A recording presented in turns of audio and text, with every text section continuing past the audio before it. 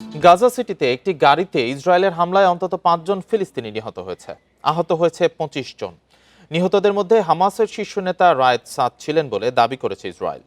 এদিকে সাদ হত্যাকাণ্ডে গাজায় সবশেষ ইসরায়েলি জিম্মির দেহাবশেষ ফেরত পাঠানো বিলম্বিত হতে পারে বলে শঙ্কা প্রকাশ করেছেন ইসরায়েলের নিরাপত্তা কর্মকর্তারা।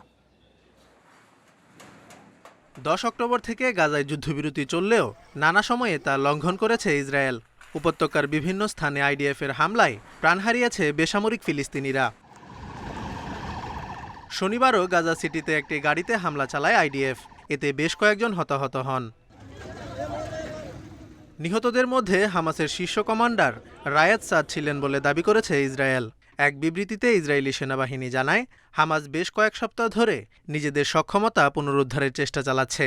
বিবৃতিতে আরও বলা হয়, সাদ গাজায় বেঁচে থাকা শেষ প্রবীণ যোদ্ধা ছিলেন এবং হামাসের সামরিক শাখার উপপ্রধান মারওয়া নিসার ঘনিষ্ঠ ছিলেন।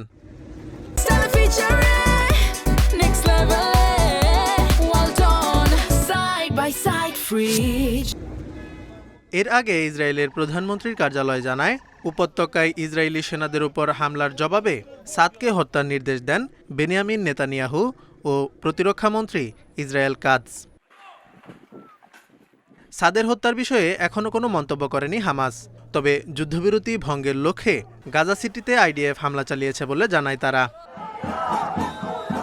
রায়েদ সাদের হত্যাকাণ্ডের ফলে গাজায় সবশেষ ইসরায়েলি জিম্মি রান গাভিলির দেহাবশেষ ফেরত পাঠানো আরও বিলম্বিত হতে পারে বলে শঙ্কা প্রকাশ করেছে ইসরায়েলের নিরাপত্তা কর্মকর্তারা।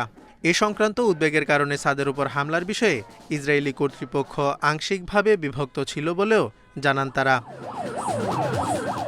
এদিকে 2023 সালে 7 অক্টোবর হামাসের অতর্কিত হামলার ঘটনা তদন্তে সরকারকে একটি রাষ্ট্রীয় তদন্ত কমিশন গঠনের দাবিতে তেল আবিবে বিক্ষোভ করেছে ইসরায়েলিরা। 7 অক্টোবরের বিপর্যয় যেন আর না ঘটে সেজন্য প্রয়োজনীয় পদক্ষেপ প্রয়োজন, কিন্তু সরকার এ বিষয়ে নীরব রয়েছে এবং দায়িত্ব এড়িয়ে যাওয়ার চেষ্টা করছে। এছাড়া গাজায় অবশিষ্ট ইসরায়েলি জিম্মির মরদেহ ফেরাতেও বিক্ষোভ করে তারা।